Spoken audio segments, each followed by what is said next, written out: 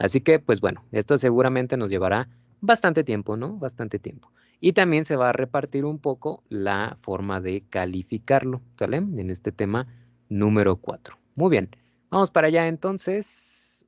Ahí va. Ahí está. Tema número 4. ¿Ven mi pantalla o todavía no? No, profe. No. Déjenme, vuelvo a intentarlo.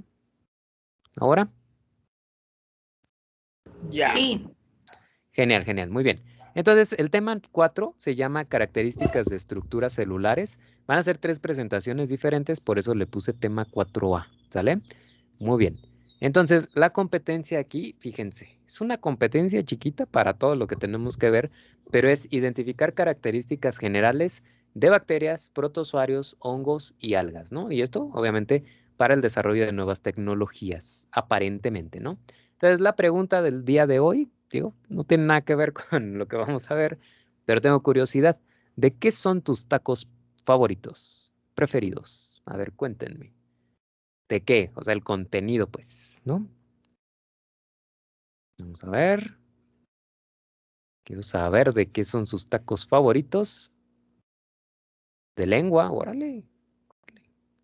Hace años que no pruebo tacos de lengua ni como lengua. De pastor, muy bien. De pastor, ya se lleva el segundo, muy bien. Va en el primer lugar, más bien. Ok, vamos a ver. ¿Qué opinan? ¿De rajas poblanas? Buenos taquitos, buenos taquitos. Con queso, ¿no? Con queso quedaría bien. De bistec. Soyistec, o sea, de soya. Ok. Ok, ahí está el bistec, bistec. De pionero, anda, pues. Muy bien, ya está, saben dónde comprarlo. De birria, de carnitas, campechanos, de pollito. Tripa, órales. No cualquiera, no cualquiera. Carnitas, ya sube. Asciende las carnitas. Tenemos que ser michoacanos, ¿ah? Muy bien. A ver. Tripa también subió ya. Órale. O sea, lo escribieron exactamente igual para que subiera. Ahogados, tacos ahogados. El poderosísimo suadero. O sea, en vez de poner un 3 para que sea un corazón, escribieron 3. Ok. Del mercadito de barbacoa. Ok. Ahogados, campechanos, pionero. No sé si se me está pasando uno. Pastor y tripas. Soyistec, ya lo habíamos visto. Ok. Entonces, parece que los taquitos de pastor son los que se están llevando esta competencia. Bueno, ahí va el bistec. Digo, el bistec también, nada más que como tenemos un bistec sin K y uno con K, por eso probablemente es el detalle. Los de Soyistec es pura infancia, profe. Esos son eran los de la primaria. Los de Soyistec, ¿por qué o qué? Es que revolvían la carne con la soya, pues, como, pues, para que nosotros pensáramos que era bistec, ¿no? Que era Pero estaban muy bistecito. ricos, la verdad. Pues No volvamos le los voy a que Para mentir. estaban hacer bien. más rendir. Sí, pues oye, para tanto escuincle en crecimiento, imagínate. Pues oye, de cabeza, vaya, yo pensé que no iban a salir los de cabeza. Fíjense que yo nunca he sido fan de los tacos de cabeza, pero hace poco me dieron un taquito de cabeza, pero adobada. Y digo, no tenía nada de nervios, era pura maciza. Estaba bien bueno, muy bueno el taco. Muy, muy Sí, bueno. profe, eso es lo único bueno de los tacos de cabeza, la maíz adobada. Sí, qué bárbaros, ¿eh? Riquísimos, Están riquísimos. más ricos los de birria que los de cabeza. Sí, bueno, yo también prefiero birria o barbacoa a los de cabeza, pero está bien, está bien. O, chi- o Probablemente, de, o de chivo sí, tatemado. chivo tatemado. Sí, no manches, pero Yo no están los he probado. buenísimos. Está, Ujú. está, está pasado lanza. Ok, ok, ya luego los probaremos. Muy bien, pero coincido, yo creo que también taquitos de pastor siempre es como los más buenos. Yo no soy tan fan, por ejemplo, de las carnitas, ¿no? No soy tan fan, pero también no falla, ¿no? Que hay de repente un taquito de carnitas, pues está bien. Nada más que sí me pega mucho, ¿no? La grasa y luego me siento así. Ahí por el TEC hay unos tacos famosos. No sé si llegó a ir cuando había clases. Los ¿Cuál? Güeramo. No. No, Ah, los pues eran, Gueramo. Ay, eran los favoritos de todo nuestro grupo. ¿Y por dónde estaban o qué? Es ahí abajo, donde, antes de llegar al Vancomer, o sea, del Tec, yéndose hacia el Oh, Vancomer que está ahí en la avenida, por ajá. ahí. Y así de, Ah, vamos, fíjate. güey, vamos, y ya todos nos íbamos. ¿Y de qué eran los tacos? Eran ¿de qué era? De birria, ¿no? De los perros que se perdían en la colonia, profe. La verdad es que Probablemente. la diferencia era la salsa que tenían para los tacos. Ah, Era sí, profe, como eran de birria, muy estaban muy oscura. buenos. Ujú. No, no, Estaba pues muy sí. salsa. Suena bien. Fíjense que yo iba a Y uno. más abajo había Ajá. unos de asada también muy buenos, como una cuadra o dos abajo, Órale. puesto así en la Fíjense, ¿no? calle. Yo por ahí Sí, la verdad es está. que nunca fui a probar. Había un lugar que se llamaba, ahí cerquita del Tec también, el Campirano. No sé si todavía exista o lo conocieron.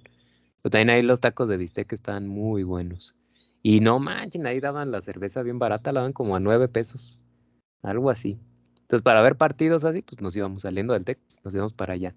Pero ahorita me acordé que yo cuando iba al doctorado a La Posta, que está allá para rumbo al aeropuerto, por allá, había unos tacos ahí en una cuchillita, ¿no? Casi, casi por el entronque, que no me acuerdo cómo se llamaba. Pero yo me acuerdo que llegábamos y eran de birria y nos decía siempre el taquero, ¿no? Ya nos ubicaba, porque íbamos, ¿qué? Unas 2 veces a la semana, 3 veces a la semana, ¿no? Saliendo ahí de la posta, yo me regresaba al TEC, ¿no? A dar clase, pero tenía como una hora, media hora y me iba con un cuate, ¿no? Y ya nos sentábamos siempre y, no, pues que les doy unos taquitos light. Y nosotros así, no, no, está bien. Ya pedíamos tacos normales, ¿no? No sabíamos que eran los tacos light. Y ya un día nos dijo, ya, hoy sí les voy a dar su taco light, ya, hasta yo se los voy a invitar. Y no nos cobró. Y nosotros, bueno, pues va. Nada más denos un consomecito. No, que sí, que el consomé. Nos lleva el taco light, no manchen. Era un taco, pero así de gigante. O sea, estaba gigante y con carne, pero al por mayor. Esos eran los dichosos tacos light, ¿no? O sea, El cielo. sí, no te pases, ¿no? O sea, yo creo que no me lo acabé. Yo, según No recuerdo, digo, antoje. no soy tan No bueno para antoje, comer, profe, no antoje. Que capaz que pero voy es a ir para Morelia a buscar ese local. nada más para irlos a buscar. Pero una cosa de verdad impresionante, o sea, era un tacononón, tacononón. De plano, o sea, yo me acuerdo que ni siquiera pude cerrar el taco, ¿no? O sea, de plano con un tenedor me estaba comiendo y partiéndole pedazos a la tortilla, pero súper bueno, súper bueno. Y digo, los daban como en qué, 25 pesos, ¿no? Esos tacotes. Yo no me acababa uno, ¿no? Definitivamente. Y sí, esa vez nos lo invitó el taquero, ¿no? Muy buena gente el taquero. Quién sabe si todavía estén esos taquitos por ahí. Pero bueno, ya algún día, miren, hasta yo estoy salivando. Algún día, a ver si acaso. No, no era un sabor así que digas, uy, no, no, los mejores tacos de aquí de Morelia, pero estaban bien, ¿no? Estaban bien. Y los que más me gustan son los tacos de polo, que son de birria de res. ¿Se han ido a Taco Polo o no? No, nunca han ido. Atrás del Venustiano Carranza, por allá. Nadie ha ido. No, profe. No, profe. Santo de lo que se han perdido. Esos sí son los mejores tacos. A mí sí son los que más me gustan. Pues Esos un día taquitos. invítenos. ¿De dónde vamos? ¿Dónde vamos a los tacos ahí? Le caemos a Don Polo, que también ya nos ubicaba, ¿no? Con un cuate. Ya íbamos 3 veces a la semana, yo creo. En aquel entonces, pues digo, desde el TEC íbamos. Y ya luego nada, hacíamos cada jueves, pero estaba él y a veces soltaba promociones de la nada, ¿no? Ya no he visto que lo haga, pero a veces de la nada ponía un cartel que decía de 10 a 11 tacos al 2 por 1, ¿no? Y luego, como abejas llegaban todo mundo, pero sí están muy buenos esos tacos. Y cuando es aniversario, sí, sí es 2 por 1 en tacos. Entonces, en enero, para enero, si la cosa ya va mejor, ahí los invito a los tacos de polo y nos aventamos un 2 por 1. Bueno, muy bien. Para distraernos de la vida real, ¿no?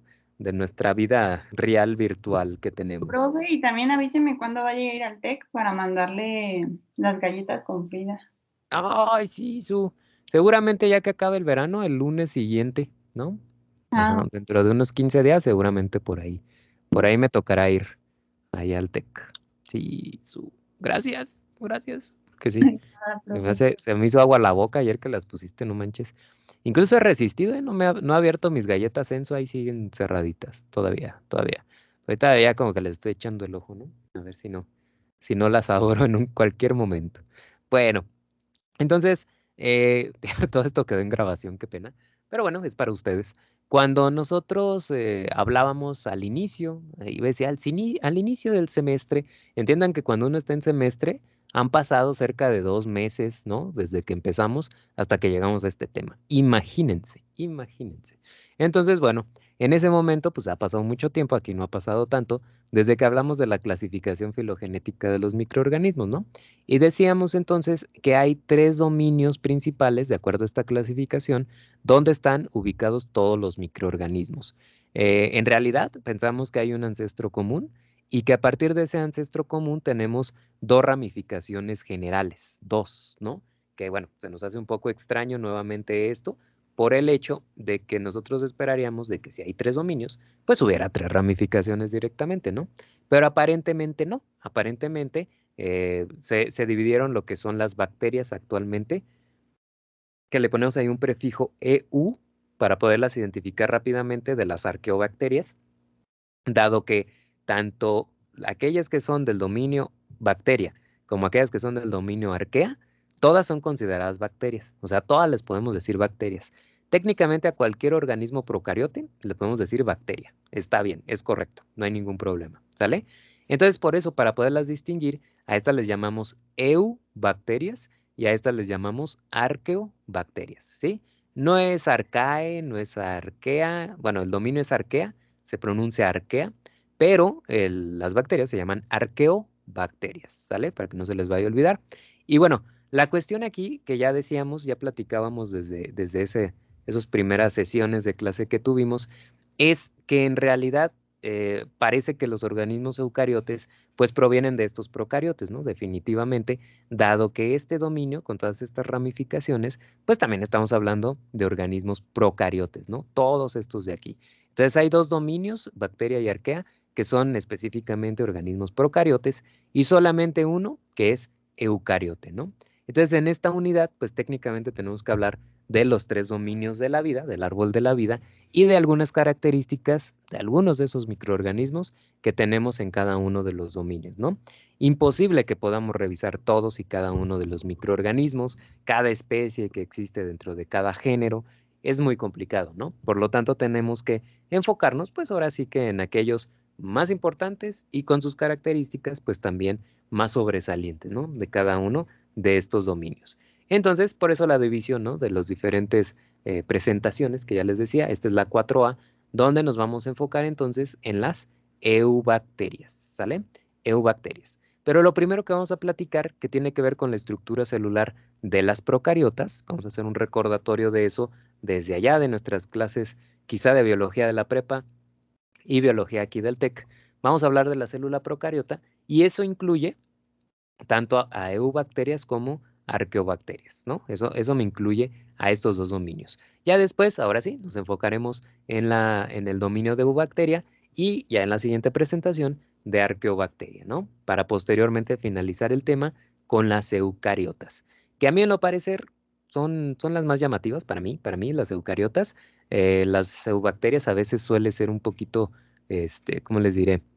Pues el tema tedioso, ¿no? Porque hablas de muchas bacterias diferentes y de una forma muy rápida. Pero bueno, es una manera de nosotros poderlo checar, ¿sale? Incluso vamos a tratar de hacer una dinámica con respecto a las eubacterias, tratando de que no se me enfaden tanto, ¿no? Del estar hablando justamente de las mismas. Pero bueno, ya les platicaré un poco más adelante, más al ratito, en qué consistirá eso. No se me estresen, no va a ser nada tan demandante, ¿no? Y bueno, características generales, esta es una tabla comparativa entre una y otra, pero nuevamente, pues como vamos a hablar nosotros primero de la célula procariota, ya luego los dominios y luego de las células eucariotas, pues ahí estaremos haciendo ya distinciones específicas entre cada una, ¿no? Entonces, esto ya desde el primer tema más o menos platicamos algo, pero ya lo platicaremos mucho más a detalle, ¿no? Comenzando ahora sí con lo que son las procariotas, pues habrá que hablar de que las procariotas quizá las consideramos como que no hacen una relación con otros organismos, que no se comunican directamente con otros organismos, pero en realidad aparentemente sí hacen, ¿no? Sí lo hacen, o sea, no es que no lo hagan de nada, ¿no? Sino que parece que sí se pueden comunicar, ¿no? De hecho, se pueden organizar. Por ejemplo, todas estas están dentro del dominio de Eubacteria, ¿no? Ese primero que nosotros vamos a revisar. O sea, todas pertenecen a esta gran ramificación. Y como ven, nosotros tenemos, por ejemplo, los estafilococos. Ahí está Staphylococcus aureus, ¿no? Y si se fijan, lo que hacen estos organismos es dividirse, la estructura es en forma de coco, se dividen de tal manera que nosotros, pues vemos que quedan como así como medios pegados, ¿no? Medios pegados uno con el otro. A eso le llamamos estructura en racimo de uvas, que bueno, viendo desde el microscopio electrónico, pues no parece así como una estructura en forma de uvas, definitivamente, pero en uno óptico sí se ven así como el montón de, pues sí, como de uvas, ¿no? De cocos, uno tras otro. Por eso es que le llamamos de esa manera, ¿no? También tenemos, por ejemplo, aquí está Streptococcus agalactea, ¿no? En este caso, si se fijan, estas células también son cocos, también son pequeñas esferas, pero se han ido ordenando una tras otra, ¿no? Como si se estuvieran formando, una tras otra. Entonces, también es una característica muy distintiva de algunos cocos como del género Streptococcus. En en el yogur, leches fermentadas, en el Yakult, en el Sofu, en este tipo de productos fermentados, normalmente aparece justamente Streptococcus, ¿no? Ahí nosotros lo podemos visualizar. Y si lo vemos al microscopio, así lo identificamos, pero rapidito, porque está una célula tras otra. Es una forma de identificarlas muy rápidamente, ¿no? Y otra sería Bacillus, ¿no? Los bacilos también hacen eso, se pueden así como formar uno tras otro, en este caso Bacillus megatherium, donde vemos, ¿no? El bacilo que está bien definido, es una cajita alargada, por así decirlo. Los extremos pueden ser redondeados, pueden ser chatos, no hay problema en ello, y están uno tras otro, ¿no? Tal cual, en este caso de Bacillus. Otras estructuras normalmente como Rhodospirillum rubrum, ¿no? Donde ustedes ven que aparentemente es como un tipo filamento, pero ondulado, ¿no? Forma esas ondas una tras otra. O los vibrios, como Vibrio cólera, donde vemos que es un bacilo, pero un poco incurvado, ¿sí? Como pueden observar aquí en la imagen, aquí se ve incluso su flagelo, pero se nota claramente cómo está incurvado ese bacilo, ¿no? Algunos sí, otros, como ven, están un poco más estirados, pero es una característica también distintiva de ese tipo de organismos, ¿no? En este caso, de Vibrio cólera. Bueno, eso de forma general. También podemos ver aquí algunas otras, este, am, pues organizaciones que pudieran llegar a tener. Aquí están los actinomices, como ven son bacilos, ¿no? Bacilos como si fuera un racimo de bacilos, ahí ustedes lo pueden ver, como si fuera un florero como tal. Mycobacterium pneumonea, que en este caso estoy hablando de un organismo filamentoso muy alargado, como ustedes pueden observar aquí. Espiroplasma, que son espiroquetas, entonces nuevamente ahí vemos cómo está la estructura alargada en forma de ondas, ¿no? Una tras otra, una tras otra. Se mueven rapidísimo ese tipo de organismos. Y podemos tener otros que ya son obviamente irregulares, como este, aquí tenemos a Ifomicrobium, que si ustedes se fijan, tiene una estructura como filamentosa, pero en la parte superior tiene así como una cabeza, por así decirlo, tiene un cuerpo protuberante y esto que le llaman hifa, ¿no? Que bueno, vamos a ver qué es una hifa y un micelio cuando hablemos más de hongos. En realidad aquí pues no podríamos hablar que equivale a una hifa de hongos, pero bueno, es una estructura alargada, ¿no? Tipo micelio. Hay otros organismos, procariotes, perdón, que tienen formas así aplanadas, como ustedes pueden ver aquí. Entonces es como, pues sí, como una hoja aplanada, ¿no? Como lo que podemos observar, aunque esto, por ejemplo, en eucariotas también es común con las algas. Pero bueno, es en forma de disco. Decimos que es en forma romboide o de disco, este tipo de organismo. Y finalmente nosotros tenemos aquí a Galeonella. Galeonella, que si se fijan, tiene una estructura como si fuera, se parece a un animal marino, ¿cómo se llama? Se me fue ahorita su nombre. Ah, Una medusa. una medusa, gracias. Se parece como una medusa, ¿no? Como ustedes pueden ver aquí, la estructura así como incurvada y sale el mechón de flagelos en la parte de abajo. Entonces sí parece como una medusa microscópica, ¿no? En este caso, de este organismo que se llama Galeonella, ¿no? Y bueno, todos ellos nuevamente son bacterias. Entonces, de las formas, digo, ya lo habíamos comentado desde el tema número 2, que ahorita se evaluó, pero de las formas más comunes, pues están los cocos, los bacilos, los espirilos, las espiroquetas, aquellas que son irregulares, con tallos, con hifas, con yemas, con apéndices, o los filamentosos, ¿no? Son de los organismos más comunes. Y otra característica de este tipo de organismos, pues es el tamaño, ¿no? Ya sabemos que las células procariotas son de menor tamaño comparada con una célula eucariota, por supuesto. Aquí vemos, por ejemplo, las células de los glóbulos rojos tienen un tamaño aproximado de 7000 nanómetros, ¿no? 7 milímetros. Entonces, en el caso de E. coli, estoy hablando de 1 milímetro a lo mucho. Es decir, estoy hablando de 1300 por 4000 nanómetros. O sea, el tamaño es muy, muy pequeño, ¿no? Realmente, no milímetros, no. Estoy diciendo cosas que ni al caso. Estoy hablando de 0.0001 milímetros, más bien, ¿sabes? Perdón, me fui para el otro lado y no, más bien era al revés. Y acá, bueno, Streptococcus, si se fijan, comparado con Escherichia coli, que de hecho ya es una bacteria chiquita, E. coli, Streptococcus es, pues evidentemente un coco, y el tamaño, pues es mucho menor todavía, ¿no? Si me voy a un virus, vean un virus como el de la influenza, un fago, por ejemplo, este puede afectar a E. coli, ¿no? Digo, el tamaño, como ustedes pueden ver, es chiquito, pero no se compara con el tamaño de E. coli. El de la influenza, pues no ataca directamente a bacterias, pero nos ataca a nosotros, ¿no? Vean el tamaño que puede tener, ¿no?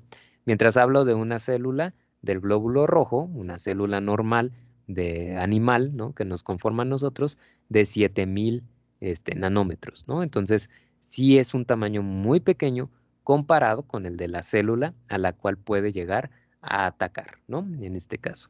Pero bueno, entonces el tamaño oscila entre los, pues que serán 1000 nanómetros, 7000 nanómetros a lo mucho, ¿no? El tamaño de las bacterias. Cuando son filamentosas, pues sí, puede ser un poco más alargada, pero de ancho, pues son muy, muy pequeñas. Muy bien. Seguimos entonces, ok, de organización. De organización, cuando yo las veo al microscopio, entonces yo puedo observar lo que les decía, los estafilococos, que es una estructura en forma de racimo de uvas, pero también yo puedo observar algunos organismos como Streptococcus pneumoniae que hacen diplococos, es decir, van siempre en parejas, siempre en parejitas, ¿no? Los estreptococos que ya decíamos, como Streptococcus pyogenes, que conforman muchos de los productos lácteos, como ya les decía, y que están pues así posicionados uno tras otro, uno tras otro. Los tetracocos, que son 4 cocos unidos en una estructura más tridimensional. Bueno, en este caso es plana, como por ejemplo Pediococcus cerevisiae, y las arcinas, ahora sí, que son en este caso 8 células acomodadas en una estructura tridimensional como si fueran un cubo.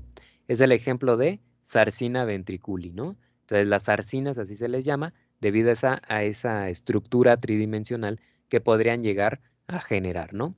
En el caso de los bacilos, ay, me tronó la rodilla.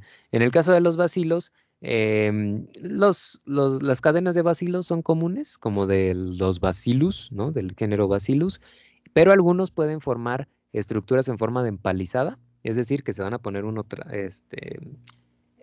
de forma lateral uno tras otro, digo, no de acuerdo a su polo, como ustedes pueden ver aquí, que es lo que le llaman empalizada, y otro en forma de roseta. Si tienen, por ejemplo, flagelo, a veces los flagelos entran en contacto en el centro de la roseta y la célula en realidad está alrededor de ella, ¿no? Entonces, como les digo, eso de que no se comunican para nada las células procariotas, pues sí está un poco en entredicho, ¿no? Yo consideraría que sí pueden llegar a comunicarse de alguna manera, ¿no? De alguna forma.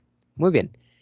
Y bueno, con eso llegamos a la organización de la célula procariota. ¿Tienen alguna duda hasta aquí?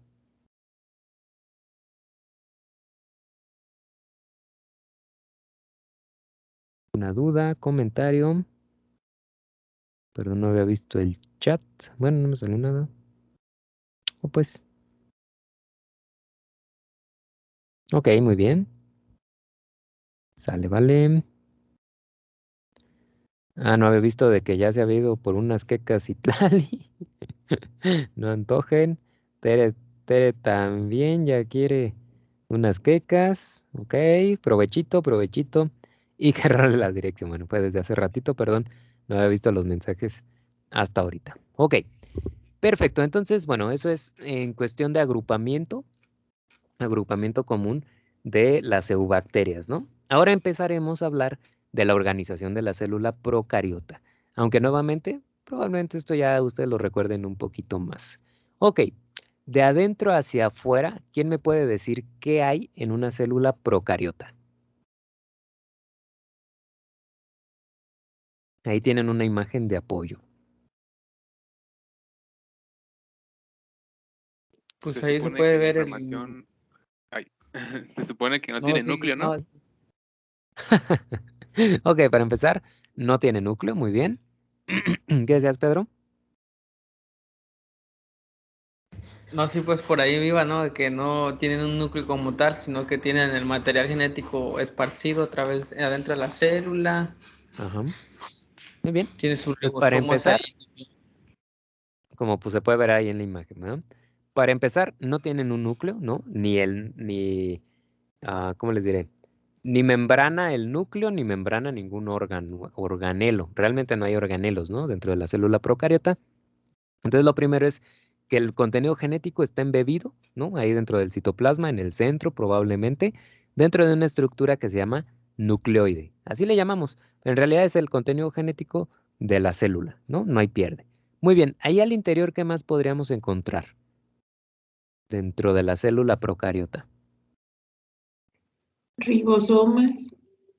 Perfecto, deben andar por ahí los ribosomas, ¿no? Para que puedan llevar a cabo la traducción, la producción de proteínas, una vez que se ha llevado la transcripción, ¿no? De ese nucleoide que nosotros vemos por ahí. Excelente. ¿Qué más? ¿Qué más creen que pudiera haber en un citoplasma bacteriano?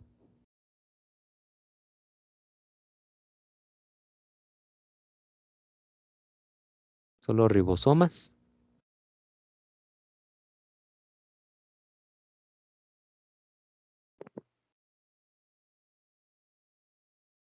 Pues ahí Ok, dice que vacuola de gas. ok, Supongo. la vacuola de Son. gas, exactamente. ¿Y cuáles son? ¿Son las que dicen inclusion body o cuál?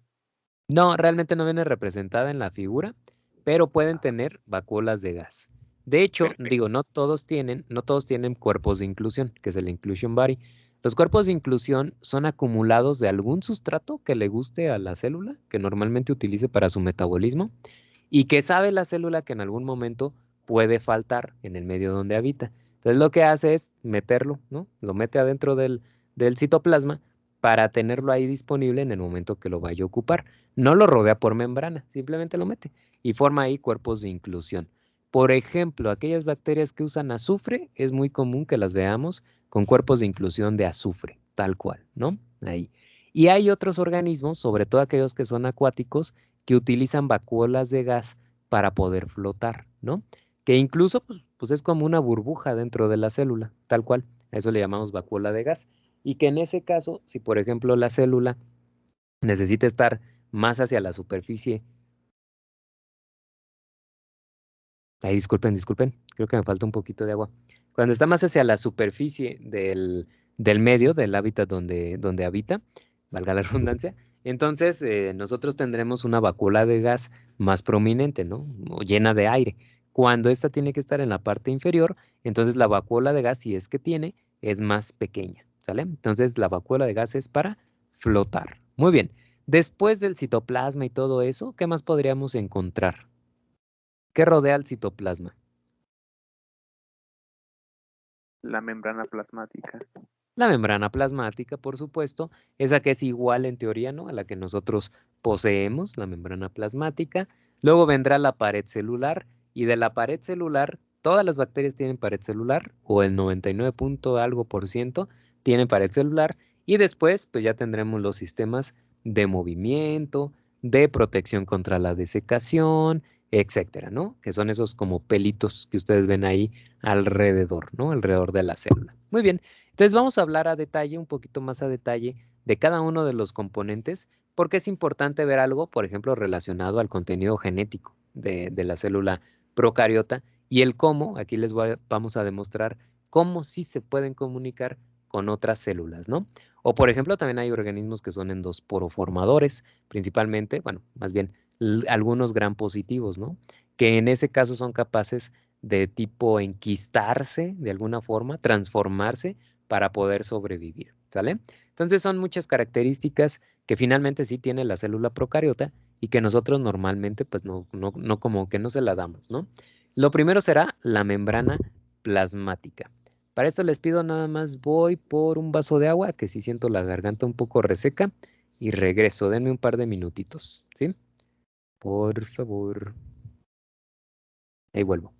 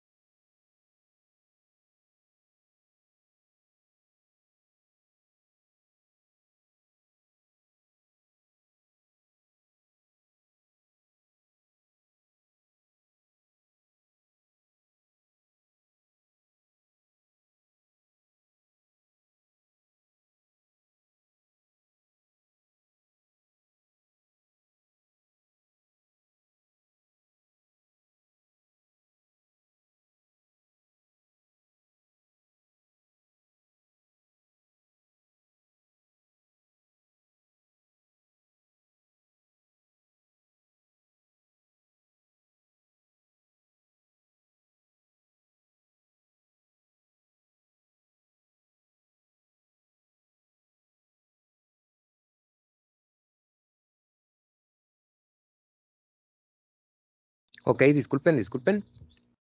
Aquí está mi vasito de agua.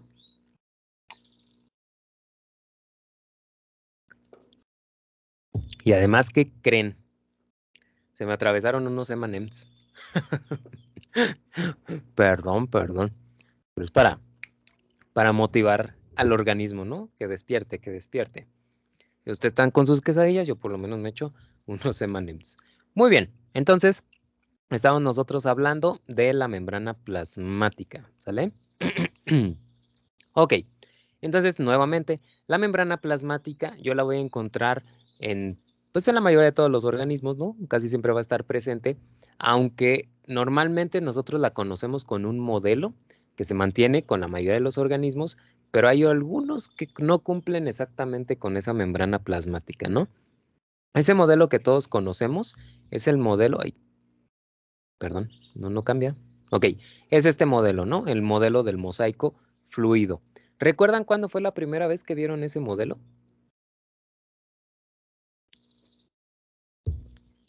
¿En dónde lo vieron por primera vez? En bioquímica, ¿En bioquímica? creo. La verdad no me Biología. acuerdo. ¿En la prepa o aquí ya en el TEC? Yo siento que Yo me acuerdo que lo Yo me acuerdo vi aquí en el en TEC. biología con Ita. Con ITAN, ok, en biología, supongo, ¿no? Sí. Sí, Ujú. Ujú. lo más seguro. Ok, ok. Bueno, entonces, ese modelo del mosaico fluido, lo pregunto porque yo sí no me acuerdo, pero yo estoy más viejito que ustedes, mucho más viejito que ustedes. Yo no me acuerdo si lo empecé a ver desde la prepa. Yo no sé. Sé que lo vi ahí en biología, a mí me dio biología Carmen. Entonces sé que algo vimos ahí, pero luego ya en micro, pues definitivamente hablamos un poquito más, ¿no? Como sea, el modelo del mosaico fluido, pues es sencillo, ¿no? Nosotros estamos hablando de diglicéridos, que bueno, esperemos que fueran triglicéridos, en realidad son diglicéridos, donde tenemos dos ácidos grasos unidos a una molécula de glicerol. Uno de esos, digamos, contactos queda un poquito libre de la molécula del glicerol y están anclados los dos, ¿no? De tal manera que los ácidos grasos van hacia el centro de la estructura, como nosotros podemos verlo aquí, y del otro lado se alinean otros dos, ¿no? Es una bicapa lipídica, como ustedes lo pueden ver aquí en la imagen, y donde nosotros vamos a tener un carácter anfipático. ¿Qué significa eso de carácter anfipático? Que pueden ser hidrofóbicos o hidrofílicos. Ujú. Perdón, ya me estoy comiendo mis, mis M&Ms. Que pueden ser hidrofóbicos o que pueden ser hidrofílicos. Perfectísimo. Es decir, tienen una cara polar, bueno, en realidad tienen dos caras polares hacia el exterior y hacia el interior, y también tienen una cara no polar. Es decir, en el centro de la estructura nosotros vamos a ver que no hay polaridad como tal, ¿no? Como esto que nosotros vemos aquí en el centro. ¿Por qué? Porque ahí solamente tengo cadenas largas de átomos de carbono, ¿no? Entonces, pues realmente ahí nosotros no podemos decir que tengan una polaridad como tal. Muy bien.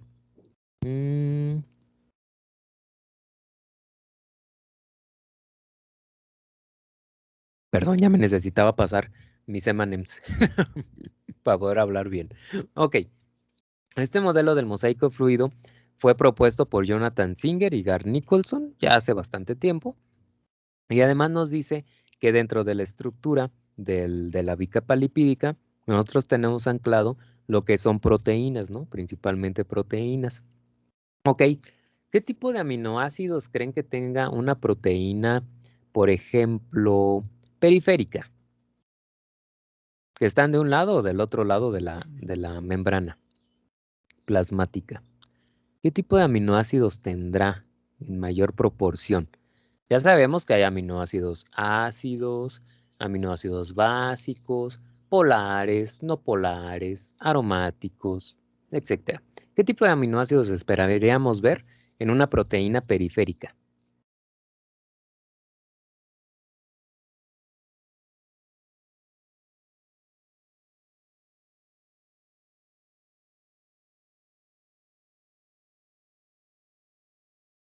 Escríbanlo en el chat, si les da penita decirlo, escríbanlo en el chat, eso nos puede ayudar bastante. Aquí estoy viendo el chat.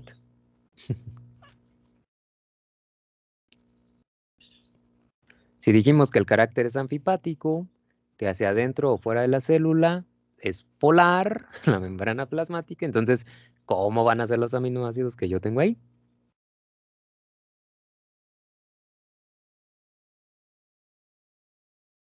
No puedo ser más específico que eso. Polares. Polares, exactamente, ¿no? Estas proteínas que son periféricas normalmente son polares porque son solubles en agua. El agua está presente en cualquier célula, tanto al interior como al exterior, ¿no? Entonces, por eso es que tenemos que tener proteínas polares. Muy bien, pero también nosotros tenemos proteínas que se llaman proteínas integrales. Y estas, por ejemplo, atraviesan tanto, digo, puede ser un polo de lo que es la membrana plasmática, como ambos polos, ¿no? Como estas que nosotros estamos viendo aquí. Entonces aquí sí podríamos tener una diferencia en el contenido de aminoácidos dependiendo de la cara en la que esté. Si yo hablo de esta parte que está expuesta hacia el exterior, entonces yo hablo de que son aminoácidos polares. Pero si yo hablo de los aminoácidos que están aquí al interior, seguramente estoy hablando de aminoácidos no polares, ¿no? Para que pueda estar embebida ahí justamente la proteína. Lo mismo que esta que nosotros vemos aquí. Estas son proteínas finalmente integrales, ¿no? Las cuales están por ahí presentes. Muy bien. Y además hay una pequeña zona o hay pequeñas zonas de anclaje que nos ayudan a darle un poco de fluidez a la membrana plasmática y están relacionadas a un lípido que normalmente nosotros queremos evitar. ¿Se acuerdan qué lípido es ese? ¿O saben a cuál nos referimos? Que nos dicen, híjole, si comes mucho huevo te va a subir Colesterol. el colesterol, exactamente, ¿no? El colesterol es importante para nuestras células porque se ancla en la membrana plasmática y permite darle fluidez a la membrana plasmática.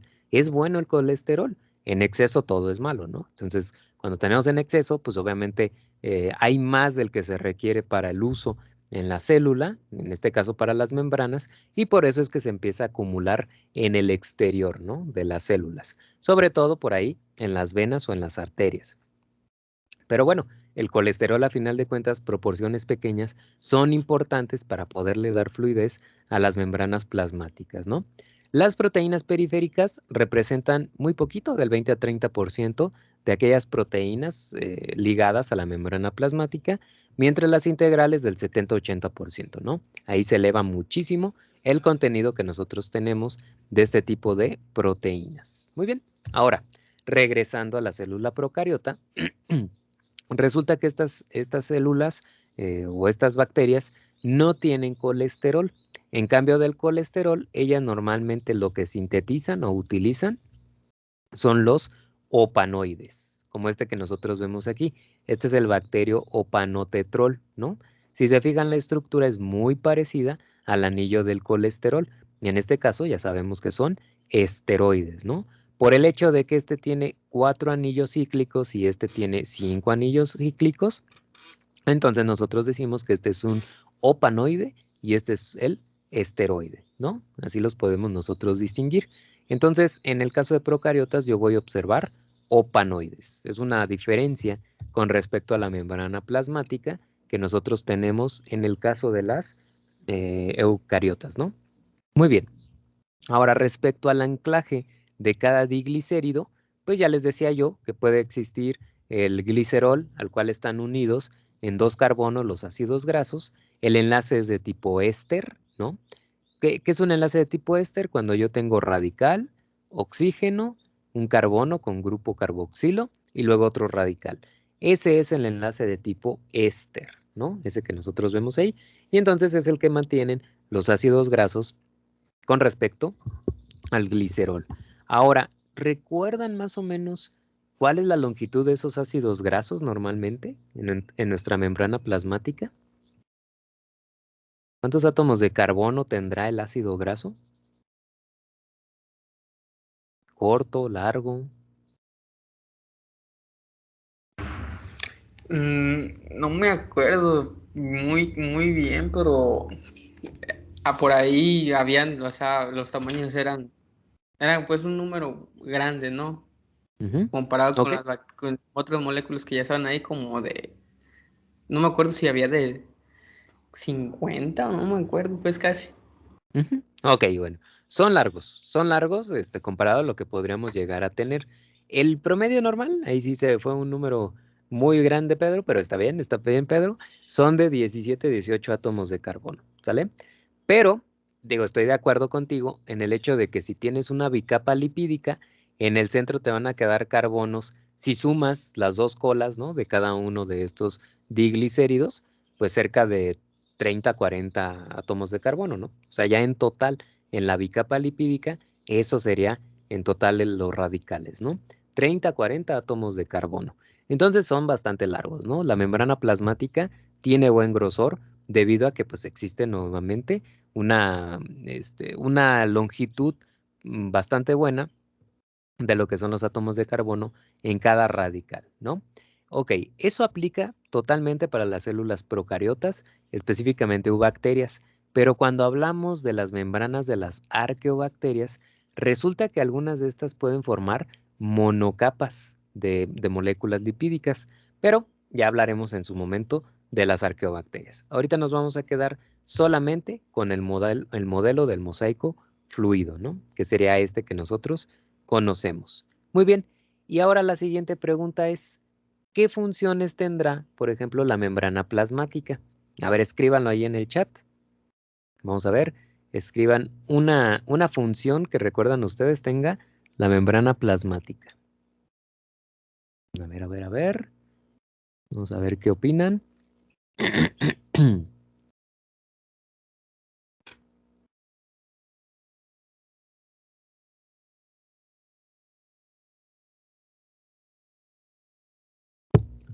Proteger a la célula, muy bien, Alex, ahí está. Sería la primera. Protección totalmente, ¿no? A la célula. Impedir que los organelos se esparzan en el medio, sí, totalmente. Que el contenido intracelular salga al medio. Externo es importante. Muy bien. Muy bien, Baruch, gracias. El transporte de nutrientes, perfecto, Fátima. El aislamiento de sustancias, muy bien, Julisa. Muy bien, aquí está. ¿Se acuerdan re bien de esto de la membrana plasmática? ¿Algún otro que recuerden?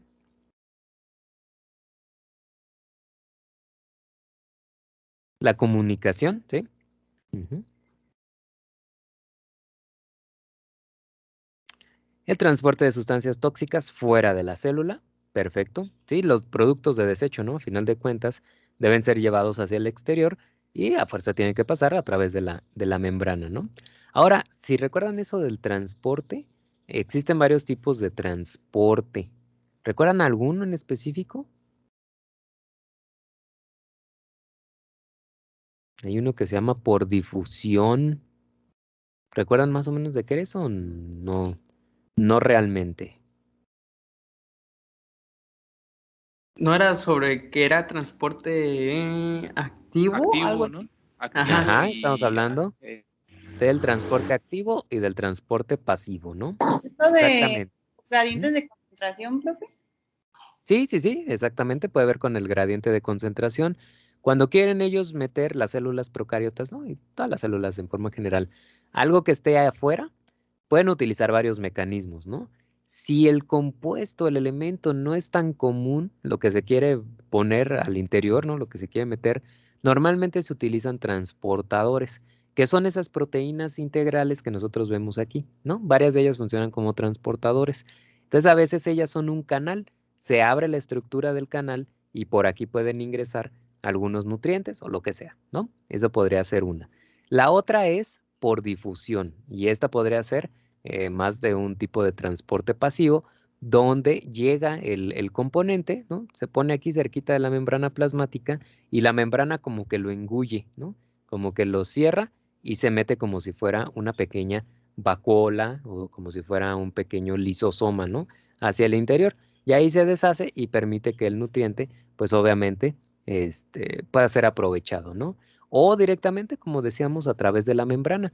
Si tiene un carácter anfipático el nutriente, que también sería transporte pasivo, luego puede llegar a hacer una interacción del tipo polar desde este lado y luego empezar a interaccionar de forma no polar con la estructura interna de la bicapa lipídica, de tal manera que va a atravesar por completo sin necesidad de que nadie le ayude, ¿no? Eso podría suceder en el caso de una célula procariota. Entonces, retiene el citoplasma, como bien dijeron, barrera permeable, también ya lo comentaron, evita pérdida de componentes esenciales, permite el paso de otras, sistema de transporte.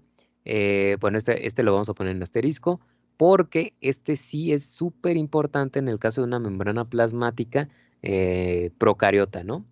Debido a que las procariotas no tienen mitocondria, de hecho nosotros pensamos que las mitocondrias es una célula procariota que hizo simbiosis en algún punto con otra célula, ellas no tienen mitocondrias, ¿no? Entonces la pregunta sería, pues entonces, si no tienen mitocondrias, ¿dónde llevan a cabo el proceso de respiración o fosforilación oxidativa? Eso es algo muy curioso, ¿no? Tampoco tienen cloroplastos. Entonces aquellas que son fotosintéticas, ¿dónde llevan a cabo la fotosíntesis? ¿Dónde sintetizan los lípidos? ¿Dónde generan todos los componentes de pared celular que normalmente generan este tipo de organelos, ¿no? En el caso de las eucariotas. La respuesta está en que la membrana plasmática se tiene que encargar de absolutamente todo, ¿no? ¿Se acuerdan cómo era la membrana interna de una mitocondria? ¿Se acuerdan más o menos de la estructura?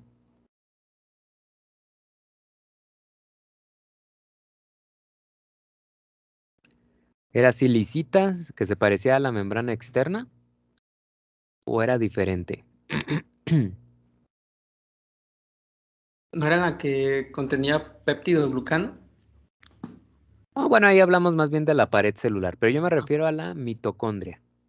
O sea, la mitocondria, de las que vieron allá en Bioquímica 1. no es la que parece que tiene así como si fuera zigzag. Ándale, como si fuera un zigzag, ¿no? A ese zigzag le llamamos invaginaciones, ¿sale? El hecho de hacer eso, ¿no? De que la membrana esté así como adentro y hacia afuera, quiere decir que va a aumentar la superficie donde puede insertar maquinarias enzimáticas. Por eso la membrana plasmática interna de la mitocondria toma esa estructura. Pues en el caso de las procariotas es lógico pensar que si no tienen mitocondria, que si no tienen cloroplasto y de todos necesitan esa ese material enzimático tan fuerte, pues necesitan dónde tener un área grande para poderlo meter. De por sí la célula procariota ya es chiquita, ¿no? De tamaño. Entonces lo que hacen es normalmente tener esas invaginaciones en la membrana plasmática, las eubacterias, para que puedan insertar ahí todo ese material enzimático, ¿no? Esta es pregunta de examen para que le anoten por ahí. ¿Por qué tiene tantas invaginaciones una célula procariota? Bueno, para aumentar el área superficial y meter ahí toda la maquinaria enzimática de respiración, de fotosíntesis, de síntesis de lípidos, etcétera. ¿Sale? Esa sería nuestra respuesta. Y además, en el caso de la membrana plasmática eubacteria, nosotros tenemos como principal función el detectar y responder a sustancias químicas del exterior. Realmente una eucariota también lo hace, ¿no? A través de la vía de transducción de señales. Pero es más importante en el caso de una procariota, dado que ellas, pues técnicamente viven solitas y de forma individual y tienen que estar sujetas a justamente, pues, digamos, las señales que ocurren en el exterior, ¿no? Ella puede saber dónde hay mayor concentración. Por ejemplo, salina, ayer que hablaban de esto de la concentración de sal, pueden saber dónde hay un antibiótico y no quieren ir para allá. O sea, todo eso ellas lo pueden saber y lo hacen a través de receptores, que son proteínas, la mayoría del tiempo, ubicadas en la membrana plasmática. ¿Sale? Nuevamente, dentro de la membrana, nosotros podemos tener mesosomas, que son invaginaciones de la membrana plasmática, solamente que en ciertas áreas, por así decirlo, de la membrana, ¿no? Como esto que nosotros vemos aquí, y que conforman vesículas o túbulos, ¿no? Está tan bien estructurada que incluso viene como anclada a lo que es el citoplasma intracelular. Esta seguramente es importante durante la división celular, pero todavía no se tiene como una función específica de esos mesosomas. Y además, toda la membrana va a formar plegamientos, ¿no? Que decíamos entonces son invaginaciones que le permite a la célula meter ahí toda la materia, todo el material enzimático para que puedan llevar a cabo toda su actividad metabólica, ¿no? De alguna manera. Así es la membrana plasmática de una célula procariota. Dentro del citoplasma, ya hacia el centro, nosotros tenemos la matriz citoplasmática. Me van a decir, citoplasma y matriz, que no es exactamente lo mismo, pues realmente no. La matriz citoplasmática nos hace considerar aquellas proteínas que probablemente están ayudando a darle una estructura a la célula. Digo, el coco no es coco por azares del destino, ni el bacilo lo es por azares del destino, sino que debe haber algo al interior que me estructure de alguna forma ese citoplasma para que yo tenga la estructura en forma de coco, en forma de bacilo, etcétera. ¿Sale? Entonces, proteínas específicas, aquí sí no les podemos llamar tubulinas, como normalmente en las eucariotas les llamamos, pero porque no conocemos los nombres, pero son proteínas que se sitúan en puntos particulares, ¿no? Como puede ser el polo celular o donde se divide la célula, etcétera. Y ahí, desde ahí van a poder dirigir un poco la estructura de la célula que tiene en forma de coco, de espirilo, de espiroqueta, etcétera, ¿no? También en la matriz citoplasmática, ya decíamos hace ratito, puede haber cuerpos de inclusión, que puede ser gránulos de material orgánico o inorgánico, ¿no? Puede ser un acumulamiento de azufre, no sé qué más podría ser, algún compuesto carbonado, algún aminoácido, no sé, mil cosas, ¿no? Que podrían llegar a tener como cuerpos de inclusión. Y muchas de ellas, como las vacuolas de gas que ya mencionábamos, son o pueden ayudar a reducir la presión osmótica o pueden ayudar al flotamiento, ¿no? de la célula. Algunos incluso meten cuerpos de inclusión como, ay, ¿cómo le llamaban? Ayer, como solutos compatibles, ¿no? Cuando tú tienes, por ejemplo, una gran cantidad de salinidad en el exterior de la célula y tú quieres igualarla en el interior, ¿no? En ese caso, muchas veces lo que hacen es meter material inorgánico para que funcione como un cuerpo de inclusión y que entonces no suceda osmólisis, ¿no? De ninguna manera. Muy bien. Ahí en la matriz también están los ribosomas, como ya bien habían dicho hace un momento, que es el lugar de síntesis de las proteínas, todos los conocemos, y que son diferentes de alguna manera a los ribosomas eucariotes, ¿no? Aquí tenemos dos subunidades. La subunidad mayor tiene una longitud de 50 unidades Svedberg, mientras la subunidad menor de 30 unidades es Vepper, ¿no? Entre cada una de ellas. En el caso de eucariotas cambia un poco ese tamaño, ¿no? O ese coeficiente de sedimentación. Muy bien. Y hasta el centro tenemos el nucleoide. Pero ojo, y esta es pregunta de examen. ¿El nucleoide será el único contenido genético que puede tener una célula procariota? La respuesta es que no. Puede tener otros elementos genómicos, ¿no? Por así decirlo, o de nucleótidos. Y esos elementos son los que conocemos como plásmidos. ¿Alguna vez habían oído hablar algo acerca de un plásmido? ¿Qué es un plásmido, por ejemplo?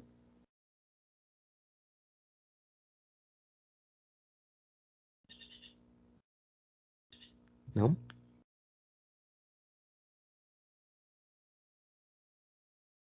Ok, bueno, el plásmido son moléculas muy pequeñas, son circulares, de doble cadena de ADN, ¿no? Tal cual el ADN que nosotros ubicamos, donde el apareamiento es adenina, timina, guanina, citosina. Así es un plásmido. Es una molécula circular, pero la cuestión es que es muy pequeña, ¿no? Su longitud no es muy larga y peor siendo, obviamente, circular. Ahora, la característica primordial del plásmido es que puede existir y replicarse independientemente del cromosoma del organismo. ¿Eso qué quiere decir? Que cada organismo tiene su contenido genético, doble cadena, como ya sabemos, en el caso de las bacterias por lo general de tipo circular y que se encuentra dentro de esa estructura que denominamos nucleoide. Pero los plásmidos son pequeños circulitos que entonces viven por sí solos, ¿no? Están adentro de la célula por sí solos. Ok, ¿por qué son importantes los plásmidos? Porque pueden conferir resistencia, por ejemplo, a fármacos, les puede dar a la célula nueva capacidad metabólica, pueden transformar una célula incluso en patógena cuando antes no lo era, o dotarla de otras propiedades, ¿no? También. E incluso los plásmidos se pueden transmitir de una célula a otra célula a través de un proceso que se conoce como conjugación sexual. Déjenme ver si traigo algo. No, no viene. Ok, el plásmido más sencillito que se conoce se llama factor F o factor de fertilidad. Es ese plásmido que permite o que le ayuda a la célula a generar una estructura que se llama pilus sexual, ¿no? Y que participa durante el proceso de conjugación. Ok, ¿cómo hace este proceso?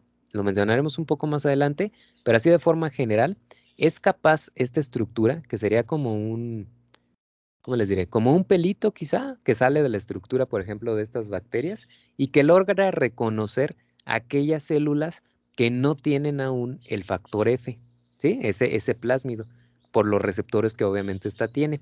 Lo que hace es anclarse a la misma y contraerse de tal manera que las dos células fusionen su pared celular en algún momento. Cuando eso sucede, el plásmido comienza a replicarse de tal manera que una copia llega a la otra célula y entonces nosotros ahora tenemos dos células que tienen justamente el plásmido, ¿no? Entonces sí hay comunicación entre las células a final de cuentas. Y me van a decir, pues bueno, el factor F pues no tiene mucho sentido. Simplemente se están pasando la generación del pilus sexual para que puedan llevar a cabo conjugación. El problema viene cuando dentro de ese plásmido viene tanto el factor F o factor de fertilidad, pero además trae el contenido genético, los genes, la secuencia de nucleótidos que codifiquen para cualquiera de estos que nosotros vemos aquí. Por ejemplo, el RP4, que trae también al factor de fertilidad, tiene un tamaño de 54 kilobases, ¿no? Más o menos. Puede tener cada célula unas copias de 1 a 3, no es para tanto, tiene solamente algunas, y por lo general las encontramos en pseudomonas y otras gram negativas, ¿no? Bacterias gram negativas. Ok, ¿qué ventaja tiene este plásmido, por ejemplo, el RP4? Que te genera el pilus sexual de un inicio, pero además te genera resistencia a la ampicilina, a la canamicina, a la neomicina y a la tetramicina, ¿no? Que son antibióticos que normalmente nosotros utilizamos y les llamamos de alto espectro, ¿no? ¿Por qué de alto espectro? Porque te pueden matar un montón de cosas. Pero si ese organismo trae el plásmido RP4, ni aunque te pongas ampicilina, canamicina, neomicina o tetramicina, te va a servir no te van a servir para nada, ¿no? Por eso es que a veces cuando estás muy malo, muy enfermo, ya tienes días, te hacen entonces un exudado. Es decir, te toman muestra para saber probablemente qué es lo que traes, qué organismo traes y poder atacar específicamente a ese microorganismo, ¿no?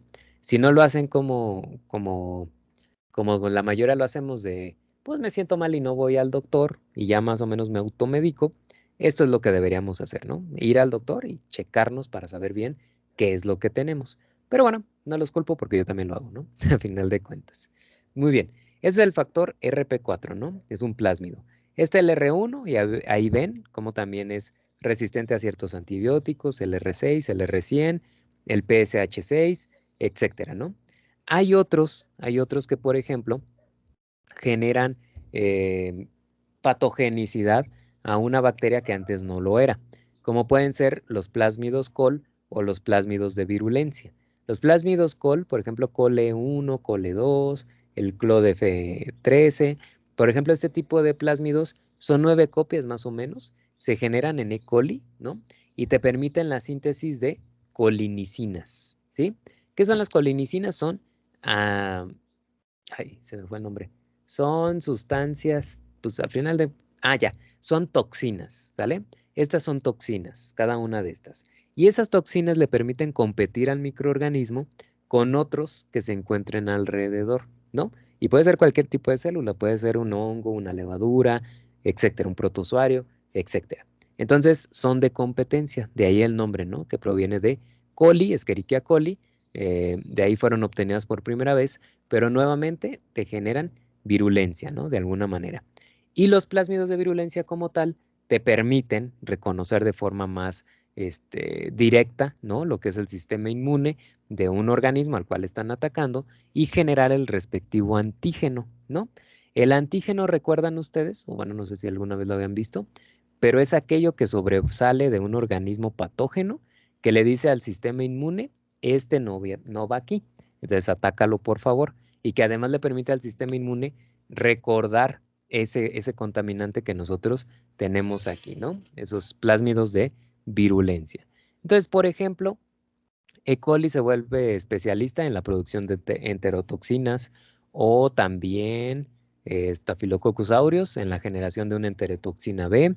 Agrobacterium, por ejemplo, que es una bacteria que se utiliza mucho en estudio de plantas para la inducción de tumores, ¿no? Podría ser. Y bueno, eso de los tumores es importante porque se estudia mucho del tema de cáncer en plantas, ¿no?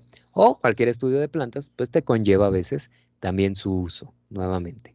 También puede haber plásmidos metabólicos, por ejemplo, el CAM, el SAL, el TOL, que te ayudan o que le ayudan en este caso a pseudomonas a poder degradar ciertos compuestos que de forma natural no lo hacen.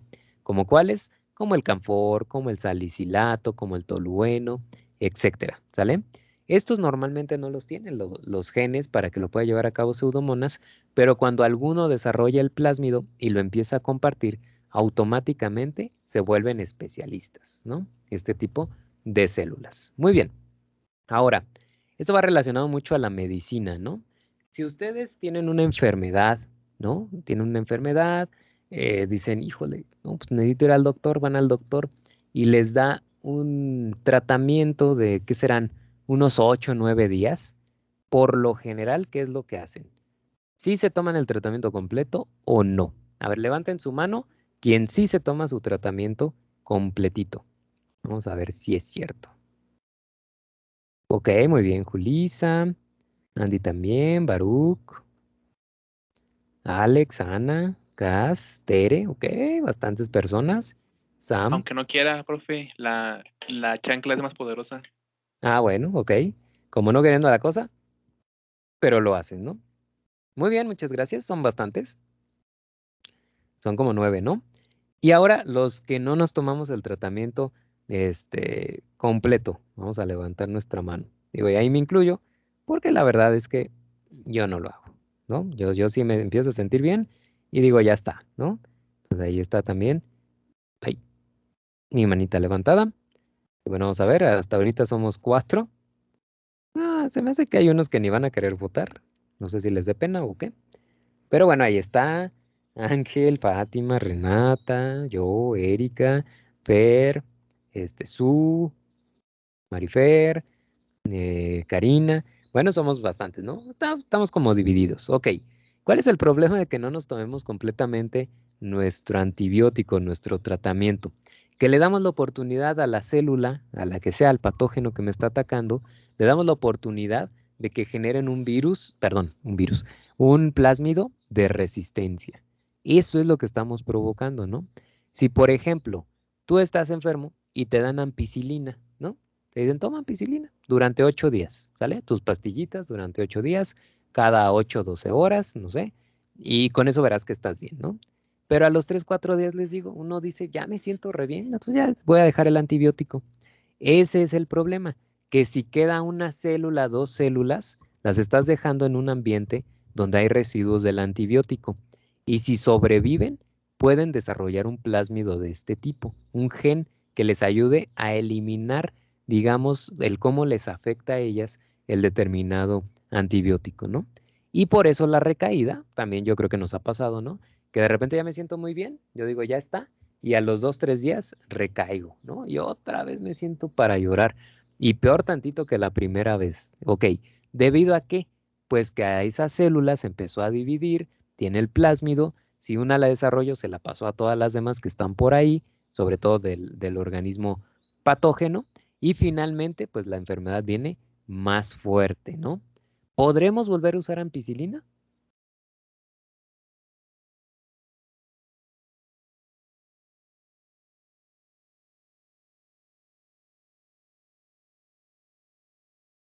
¿Podemos volver a usar el mismo antibiótico? ¿Qué dicen? Pues no, profe, es por eso que también se han hecho las pruebas, ¿no? De que ya no Ujú. funcionan tanto los antibióticos como antes. Exactamente, ¿no? Exactamente. Si tú vuelves a usar el mismo antibiótico para atacar al mismo organismo, ya no te va a servir para nada. No te va a servir para nada. La razón, el organismo se adaptó, ¿no? En este caso, desarrolló plásmidos de resistencia y con eso, ya lo que le pongas, él lo va a degradar, no le va a afectar, ¿no? Y sí, tienen mucha razón. El uso tan acelerado, tan, ¿cómo les diré? Pues sí, de los antibióticos y de las medicinas en general ha llevado a esto, a que los organismos que normalmente son atacados, por eso el término de antibiótico, por una determinada droga o medicina, pues ya lo reconocen, ¿no? Y ya, ay, van a decir E. coli, desde 1950 me quieres dar en la torre con canamicina, ¿no? Pues ya vele cambiando. Y entonces ahí es donde nosotros necesitamos cambiar de antibiótico, ¿no? Y por eso, como les decía, sería importante que a veces nos hagan un estudio donde, si por ejemplo es de la nariz o algo por el estilo, se tome una muestra bucofaringea, se haga el cultivo y ya te puedan decir, ¿sabes qué? Estás enfermo de Staphylococcus aureus. Ok, ahora sí, ¿cuál es la estrategia para atacar directamente a estafilococos? ¿Sale? Entonces, de ahí la importancia de que nosotros conozcamos acerca de los plásmidos y lo que esto conlleva. ¿Sale? ¿Alguna duda hasta aquí?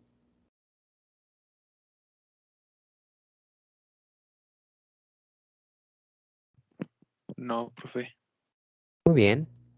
Ok, denme chance porque estoy tratando de abrir este link del YouTube, pero resulta que no puedo. Sale, vamos a ver qué dejé aquí porque ni me acuerdo. Ah, es la conjugación. Ok. Lo malo es que ya no está el video que normalmente les ponía, por eso me mandó directamente a como tipo una búsqueda. Ya no va a estar la animación. Bueno, vamos a ver este. Vamos a ver este, a ver qué tal está. Es de un libro, entonces seguramente nos puede servir. Muy bien. Les dejo el audio original. ¿Es pregunta o afirmación? Es pregunta. Ah, sí, profe. ¿Sí? Ok. Vamos a escucharlo en inglés y ya si hay alguna duda, pues During normal bacterial preguntamos. conjugation, about 1 in 10,000 recipients of the fertility factor, F, become HFR bacteria. This occurs when the F factor integrates into the cell chromosome.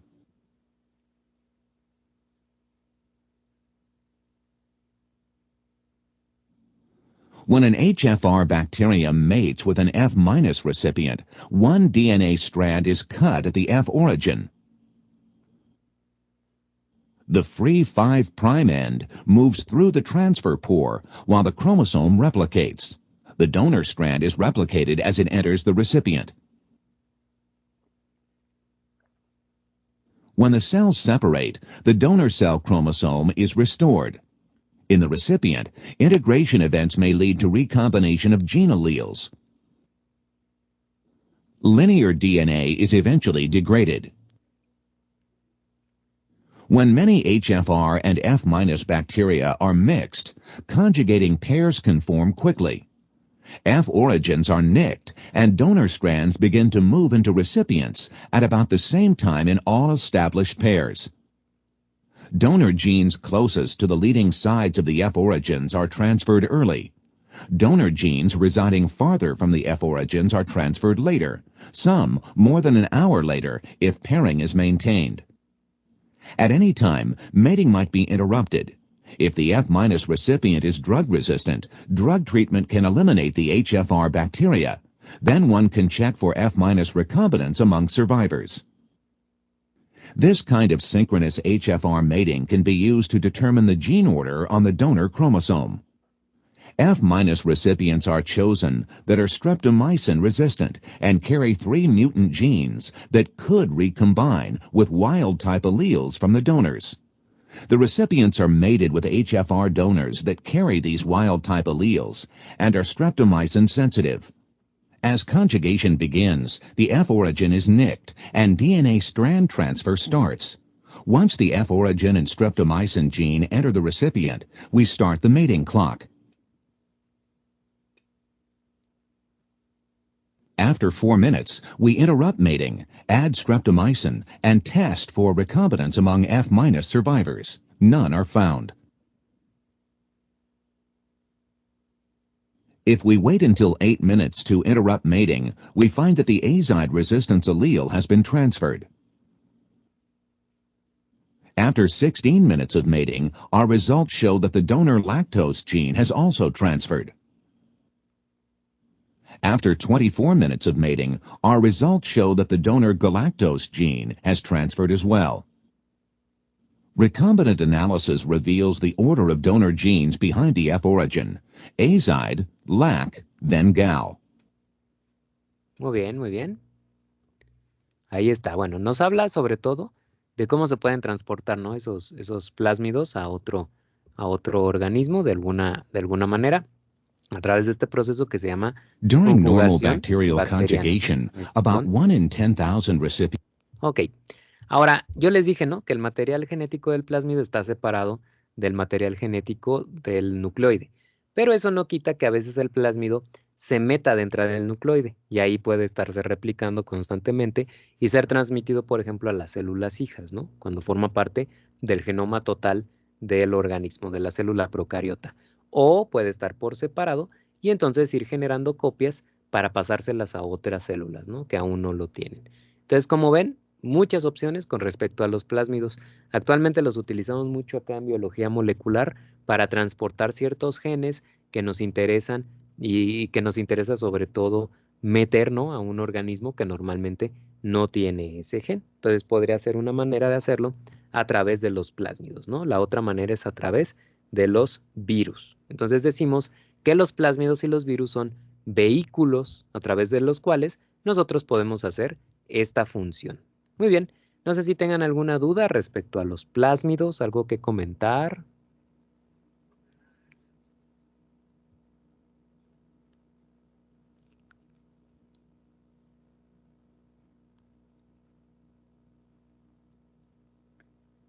¿No? Ok. Muy bien. Perfecto, son las... Déjenme ver la hora. Oh, pues, ojo, la veo acá. Son las 2:37. Ok, vamos a tomar, o bueno, si quieren, le seguimos y terminamos poquito antes, ¿les parece? Sí, profe, está bien. Sí. Ok, Que ya para está irnos. hambrita. Ajá. Sí, ya empieza a pegar el hambre. Digo, ya los que se aventaron ahí sus quesadillas, ya no tanto, pero nosotros sí, ¿no? Bueno, terminamos hablando de pared celular el día de hoy y ya mañana seguiremos platicando de lo que nos hace por ahí falta, ¿no? Muy bien. La pared celular de las bacterias, estoy hablando sobre todo de las eubacterias, nos permite clasificarlas en gram positivas y gram negativas, ¿no? Como ya lo hemos venido mencionando desde la tinción de gram. Y bueno, de forma general, si ustedes recuerdan, la gram positiva es aquella que tiene una membrana plasmática interna y su pared celular es una capa muy gruesa del dichoso peptidoglucano. Mientras una gram negativa tiene dos membranas plasmáticas, una interna, una externa, separadas por una capa muy pequeña o muy delgada de peptidoglucano, ¿no? Así es como las podemos nosotros dividir o interpretar. Muy bien. Entonces, eso nos permite distinguir gram positivas de gram negativas, ¿no? Y bueno, el nombre se los otorgó Christian Gram, que fue el creador justamente de esta técnica y que ya posteriormente se dilucidó un poquito más de cómo era la estructura de cada una de estas, ¿no? Además, los espacios que hay entre la membrana plasmática y la pared celular como tal se llama periplasma, que es un tipo de citoplasma que nosotros tenemos entre ellos y donde es importante porque se llevan a cabo algunas funciones de la célula, ¿no? Por ejemplo, si yo estoy hablando de que la respiración, oxidación fosforilada, no, fosforilación oxidativa, perdón, sucede en la mitocondria de las eucariotas, entonces deberíamos tener un sistema parecido en el caso de las procariotas, ¿no? Donde se genere un gradiente de protones para que funcione la ATPasa, ¿sí? Entonces, nosotros lo que vamos a ver normalmente en las gram positivas o gram negativas es que la maquinaria de fosforilación oxidativa, ya sea respiración aerobia o anaerobia, va a estar ligada a la membrana plasmática y el gradiente de protones que se genere va a ser en el periplasma, en este espacio que existe entre la membrana plasmática y la pared celular. Entonces el espacio periplasmático es muy importante. A ello voy a tener un tipo citoplasma, va a haber muchas proteínas, muchas van a ayudar a captar nutrientes desde el exterior, etcétera, ¿no? O sea, nosotros tenemos una buena variedad de funciones que puede tener ese famoso periplasma, ¿no? En el caso de gram positivas, la capa de peptidoglucano es de 20 a 80 nanómetros y en el caso de gram negativas es de 7 a 8 nanómetros. Entonces vemos que una es muy gruesa y la otra de verdad es muy, muy delgada, ¿no? Como podemos nosotros apreciarlo. Muy bien, tenemos otro video, déjenme ver si sí está. No importa dónde te encuentres, a los juegos vamos juntos, porque con Telcel tienes Tokio en tus manos. Pues con Tokio nos ha ido para llorar, ¿no? Ok, un Alka-Seltzer, para el susto de la mañana. Do the upcoming steps in the gram stain. And we're going to do that by taking our glass slide and we're actually going to pass it over an open flame a few times and the heat will fix the bacteria to the slide. As I said, this way they don't get washed away when we start using some of the chemicals in the latter steps. So the first chemical we're going to use is a chemical called crystal violet. And like the name implies, it has a purplish violet color. So we'll add a few drops of crystal violet onto the bacteria samples. And we see that we have the gram-positive bacteria on the left and the gram-negative bacteria on the right. Now at this stage, we don't know which bacteria in our sample are gram-positive and gram-negative. I'm just labeling them for our ease and simplicity. So right now, all we've done is we added the crystal violet. Those purple molecules were added, and they pass through the layers of the bacteria into the actual bacteria cell. And then the next step is we're going to add iodine. Iodine kind of has a brownish, goldish, bronzish color. And here come the iodine molecules. And now for the gram-negative on the right, the same thing with the cell wall. The cell wall kind of shrinks, but notice how that's the capsule and the outer layer, the outer phospholipid bilayer that were washed away. This is because of the dehydrative nature of alcohol. And now here's a big thing that happens. Watch what happens next. Because of the alcohol wash, because the cell wall is so thin for the gram-negative bacteria, the crystal violet iodine molecules also get washed away. So the gram-negative lose their color. Underneath a microscope right now, if we were to view the bacteria samples, the gram-negative would look transparent and have no color, but the gram-positive bacteria would appear a purple-violet color because they retained the crystal violet dye. So the next step is to apply a kind of a reddish-colored molecule dye called safranin. And so here's safranin being added, and what happens is the red pinkish safranin molecules pass through the cell wall and actually bind with the lipids of the phospholipid bilayer. And so now we can actually see the results of a gram stain underneath the microscope. Underneath the microscope, the results appear, the gram-positive appear purple in color. Now you might be asking yourself, why is that? How come they don't appear pink? Because they have safranin in them as well. The reason is simple, that the safranin, the pink color of the safranin, is just overshadowed and masked by the deepness, the darkness of the purple crystal violet.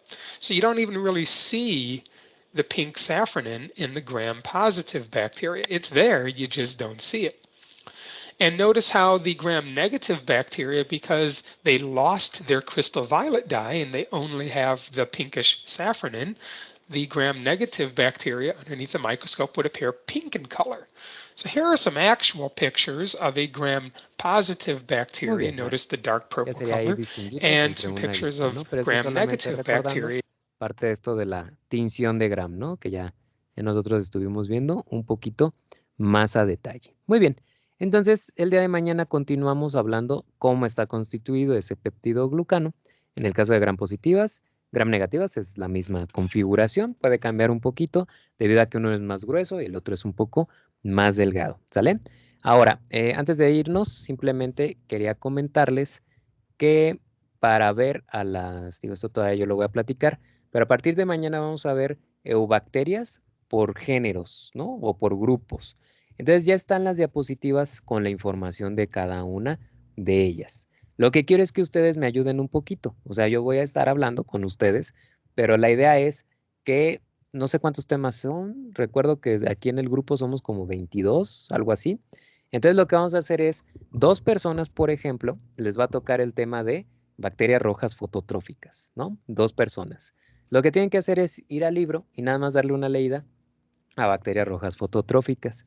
Y cuando les toque la exposición, bueno, cuando toque el tema, vamos a hacer un volado. El que pierde el volado va a tener que hablar acerca de las bacterias rojas fototróficas usando ya las diapositivas de apoyo que yo ya tengo. O sea, no es necesario que vuelvan a hacerlas, ¿no?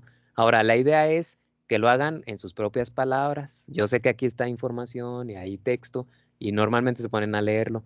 Mi idea es que ustedes hagan sus notitas y ustedes lo platiquen en sus propias palabras, ¿no? Acerca de las, por ejemplo, aquí las bacterias rojas fototróficas. ¿Estamos? ¿Se entiende eso? Sí, profe. Genial. Muy bien, entonces vamos a hacer los equipos así muy rápidamente y les voy a decir a quién le toca cada cosa, ¿no? Es para ir como previniendo y pues digo, también para divertirnos ahí echando volados a ver quién gana y quién pierde el volado, ¿no? El volado va a ser virtual, aquí podemos poner una monedita y ya sale ahí quién ganó, quién pierde. Muy bien, entonces somos, ¿cuántas personas somos? Déjenme ver. Aquí hay 20, ok. Bueno, pues ahorita de los 20, en los 20 podemos ir repartiendo, ¿no? 10 temas, 10 pequeños temas, entonces voy a poner 10 salas, que lo hago automáticamente.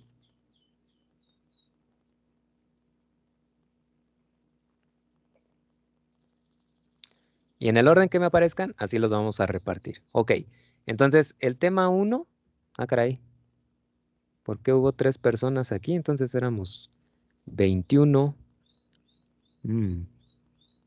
Ok, bueno, Sam, te voy a mandar hasta... ¿Eh?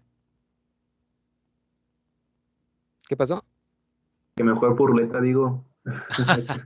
Sentir la emoción. Bueno, por ruleta, pues, vamos a hacerlo por ruleta. Digo, ya ahorita técnicamente terminamos la sesión, pero bueno, vamos a hacerlo por ruleta. Ok, a ver, Déjenme ver si estamos todos. Nada más que va a faltar, por ejemplo, aquí creo que Morelia, que me dijo que tenía que salir durante un momento. Pero bueno. Ok, no, aquí sí me salen. Ana, Baruch, Alex, muy bien. Citlali, Erika, Fátima, Fernando, Sebastián. Ahí está. Andrea, Julisa, Karina, Cas, muy bien. Luego Humberto. Ah, aquí me falta. Después de Humberto, acá tengo a Fer Aguilera.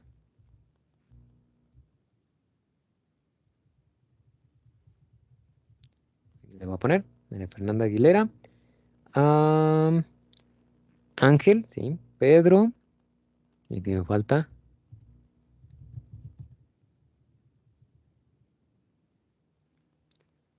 Ponce, ¿no? Entonces lo voy a poner así. Ahí está. Renata. Ujú. Ok, falta Su. Cindy. Tere. At. Ah, bueno, y acá te había puesto Fer. Oye, te quitamos de aquí. Ahí está. Vas a salir doble, ¿no? Sale, vale. Entonces, las dos primeras personas tienen que revisar el tema en el libro del Brock o en el libro del... En cualquier libro, no pasa nada. Van a ver bacterias rojas fototróficas. Las diapositivas ahorita yo las voy a subir, ¿sale? Entonces ya las van a tener desde ahorita. Entonces, bacterias rojas fototróficas, vamos a ver. A ustedes que les gusta la ruleta. Me faltó yo. ¿Quién falta, perdón?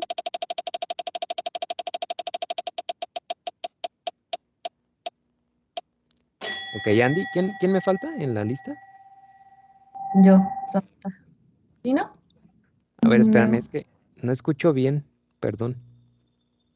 No te escucho como entrecortado. A ver si me puedes hablar nuevamente. Sam, ¿Sí? ya te vi. Ok, sí faltas tú. Cierto. Aquí faltas tú. Ahí está. ¿Me falta alguien más? Ah, Morelia, ¿no? También vamos a unirla, ahí está. Bueno, creo que ya está, ¿sale? Bueno, vamos a empezar de nuevo. Entonces, el de bacterias rojas fototróficas. Vamos a ver. Bacterias rojas fototróficas.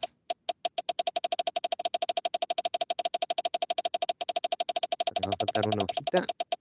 Ay. Ok, Fer Peña. Bacterias rojas fototróficas. Ay. Déjenme, me acomodo un poquito. ¿Yo, profe? Sí. Ah, es que dijo Peña y es Ponce. Ay, perdón.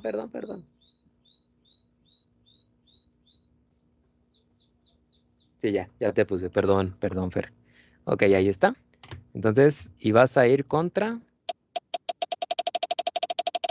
Bueno, hasta los voy a poner a competir, ¿verdad? Pobres de ustedes. Ok, vamos a ver con quién vas a echar el volado. Con su. ¿Vale? Desde el primero, bacterias rojas fototróficas, Fer Ponce y su. Sale, vale. Ahí está. Vamos al segundo, vamos. Su no está, espero que. Bueno, ahorita no la vi, entonces le diremos más al ratito. ¿Mande? Me dijo que le estaba fallando el internet. Ah, ok. Bueno, nada más con que le avisemos, ¿no? Ya Sí, con yo le eso. dije. Sale, vale. Ok, bacterias nitrificantes sería el número 2. Vamos a ver. Bacterias nitrificantes.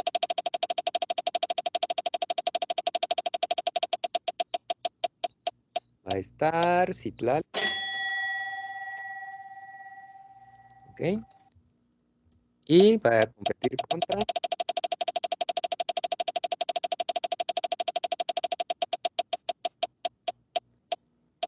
Baruch. Sale. Citlali, Baruch. Ahí está. ¿Qué tema es, profe? Perdón. Bacterias nitrificantes. Ah, gracias, profe. Ujú. Muy bien. Siguiente sería bacterias oxidantes del azufre y hierro. Ahorita lo vuelvo a repetir, no se preocupen. Entonces, a ver. 3 va a estar Elia. Y va contra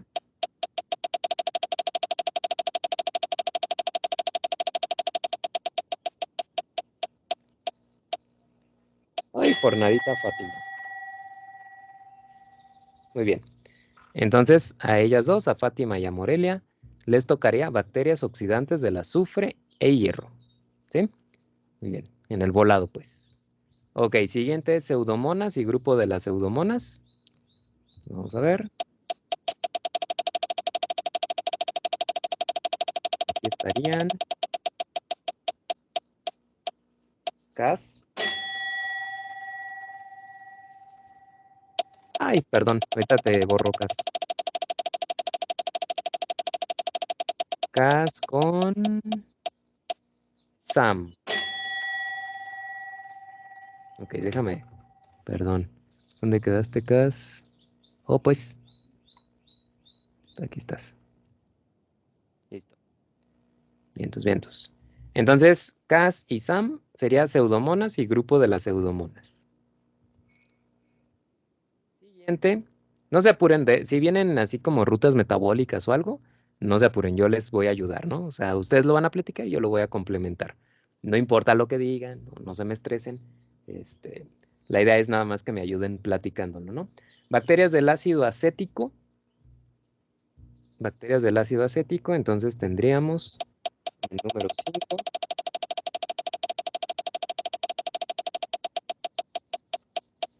A Humberto.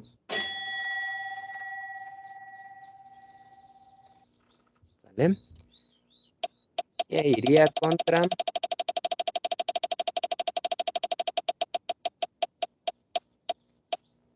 Tere. Humberto y Tere. Sale. Entonces, ustedes, Humberto y Tere, es bacterias del ácido acético. Siguiente. Bacterias aeróbicas de vida libre fijadoras de nitrógeno. Nombre larguito. Y entonces este va para... No les gusta hacer la emoción con la ruleta, ¿eh? Pudimos haberlo hecho más rápido. Pero bueno, Andy. Y...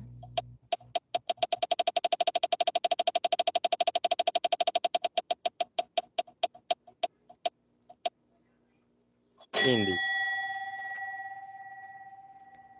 Sale. Entonces, Andy y Cindy es bacterias aeróbicas de vida libre fijadoras de nitrógeno. Es el 1.6. Ahí lo van a ver ustedes en las diapositivas. Sale. Siguiente, bacterias entéricas. Ellos.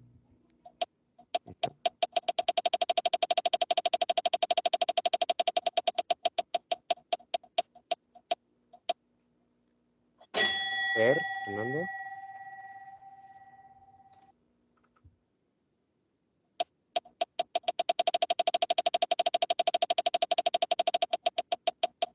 Con Miguel Ángel.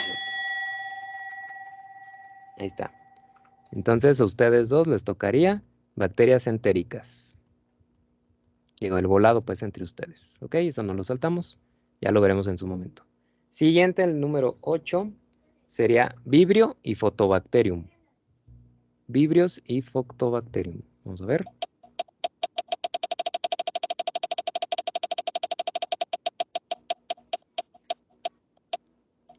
Renata. Y la siguiente persona.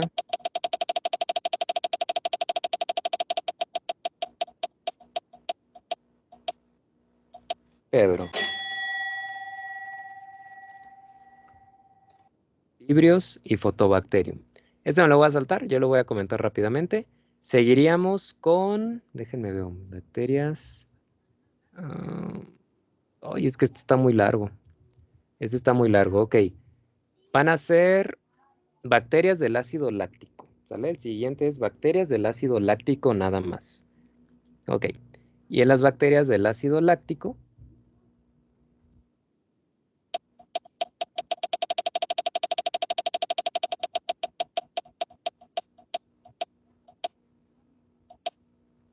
va a estar Alex.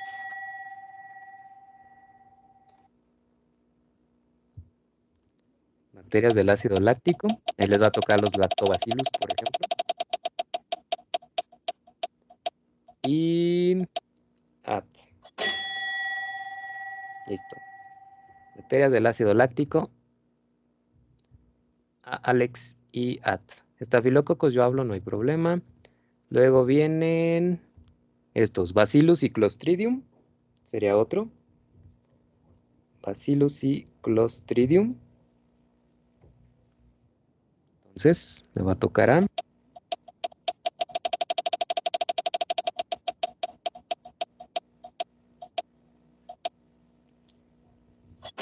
Karina.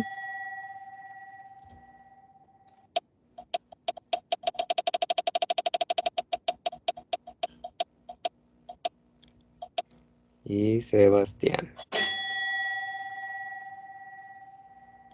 Entonces, muy bien, ya nada más nos quedan 2 más. Entonces, Bacillus y Clostridium le tocó ahí.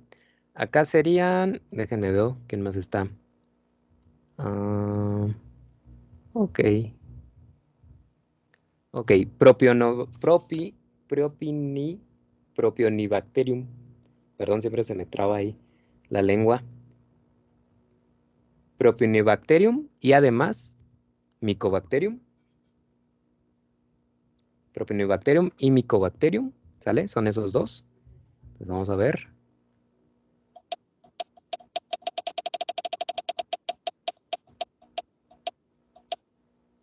Entonces es Fer Aguilera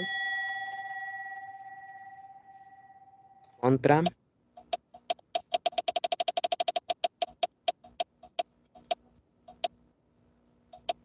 Julissa. Propionibacterium y Mycobacterium, ¿sale? Son esos dos. Ahí en las diapositivas ustedes lo ubican. Y finalmente me voy a saltar Streptomyces, más bien que nos hablen de cianobacterias. Cianobacterias. Bueno, Julissa la quitamos. Ana y Erika.